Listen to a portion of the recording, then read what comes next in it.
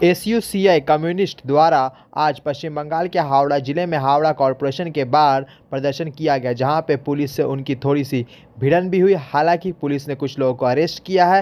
যারা ক্ষতিগ্রস্ত তাদের ন্যূনতম 1 লাখ টাকা ক্ষতিপূরণ, জুট মিল সহ বন্ধ কলকারখানা খোলা, এই সমস্ত দাবি নিয়ে আজকের এই আইন অমান্য।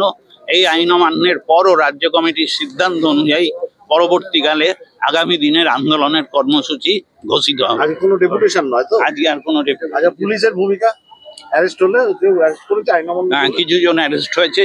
আচ্ছা, আশা করি তারা জামিন দেবেন, কারণ এখানে কোনো রকম বিশৃঙ্খলা। আজকে সুপ্রিম কোর্টের রায় নিয়ে কি বলবেন? 26,000 আজকে সুপ্রিম কোর্টের রায় নিয়ে আমাদের বক্তব্য হচ্ছে, সুপ্রিম কোর্টের রায় অত্যন্ত দুঃখজনক এবং অপ্রত্যাশিত। যারা দুর্নীতির সঙ্গে যুক্ত হয়ে চাকরি নিয়েছেন তাদের ক্ষেত্রে আমাদের কিছু বলবার নেই, কিন্তু যারা সততার সাথে চাকরি পেয়েছিলেন তাদেরকেও যেভাবে চাকরি তাদের বাতিল করা হলো, তাতে সুপ্রিম কোর্ট তাদের ক্ষেত্রে ন্যায় বিচার দিতে পারলো না বলেই আমরা মনে করি। এবং গোটা প্রক্রিয়ার সঙ্গে, এই দুর্নীতিমূলক প্রক্রিয়ার সঙ্গে রাজ্য সরকার যেভাবে যুক্ত, আমরা তার তীব্র নিন্দা করছি এবং আমরা মনে করছি রাজ্য সরকারের ভূমিকার জন্যই পশ্চিমবাংলার 26,000 যুবক তাদের ভবিষ্যতের জলাঞ্জলি করল। আচ্ছা, তো এইটা নিয়ে এই রায়ের এই যে রায় হলো, যে পরিস্থিতি 26,000 শিক্ষা এমনিতেই তো তুলে দেওয়া হচ্ছে।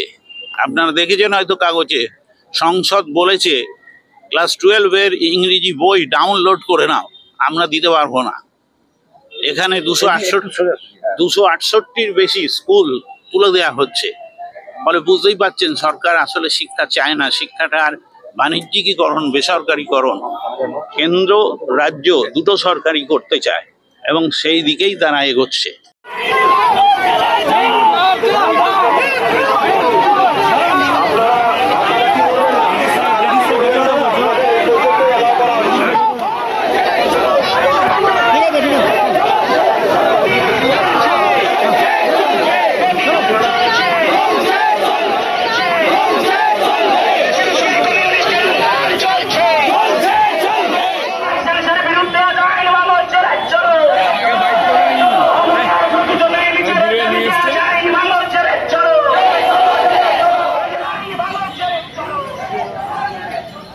एसयूसीआई कम्युनिस्ट द्वारा आज पश्चिम बंगाल के हावड़ा जिले में हावड़ा कॉरपोरेशन के बाहर प्रदर्शन किया गया, जहां पे पुलिस से उनकी थोड़ी सी भिड़न भी हुई। हालांकि पुलिस ने कुछ लोगों को अरेस्ट किया है।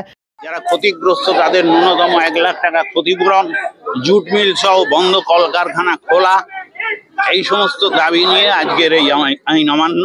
এই আইন অমান্যের পরও রাজ্য কমিটির সিদ্ধান্ত অনুযায়ী পরবর্তীকালে আগামী দিনের আন্দোলনের কর্মসূচি ঘোষিত হবে। আজকে কোনো ডেপুটেশন নয় তো? আজকে আর কোনো ডেপুটেশন। আচ্ছা, পুলিশের ভূমিকা অ্যারেস্ট হলে কেউ অ্যারেস্ট করেছে আইন অমান্য? হ্যাঁ, কিছু জন অ্যারেস্ট হয়েছে।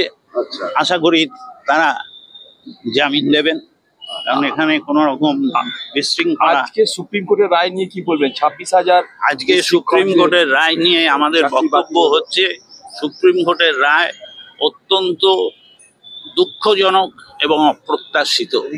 যারা দুর্নীতির সঙ্গে যুক্ত হয়ে চাকরি নিয়েছেন তাদের ক্ষেত্রে আমাদের কিছু বলবার নেই, কিন্তু যারা সততার সাথে চাকরি পেয়েছিলেন তাদেরকেও যেভাবে চাকরি তাদের বাতিল করা হলো, তাতে সুপ্রিম কোর্ট তাদের ক্ষেত্রে ন্যায় বিচার দিতে পারলো না বলেই আমরা মনে করি।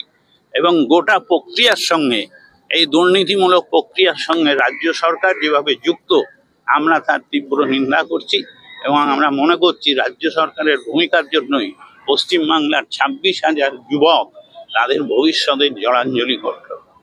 আচ্ছা, তো এইটা নিয়ে এই রায়ের এই যে রায় হলো, যে পরিস্থিতি 26,000 শিক্ষা এমনিতেই তো তুলে দেওয়া হচ্ছে। আপনারা দেখেছেন হয়তো কাগজে, সংসদ বলেছে ক্লাস 12-এর ইংরেজি বই ডাউনলোড করে নাও, আমরা দিতে পারবো না। এখানে 268-টির বেশি স্কুল তুলে দেওয়া হচ্ছে। ফলে বুঝতেই পারছেন সরকার আসলে শিক্ষা চায় না, শিক্ষাটার বাণিজ্যিকীকরণ, বেসরকারীকরণ কেন্দ্র রাজ্য দুটো সরকারি করতে চায় এবং সেই দিকেই তারা এগোচ্ছে।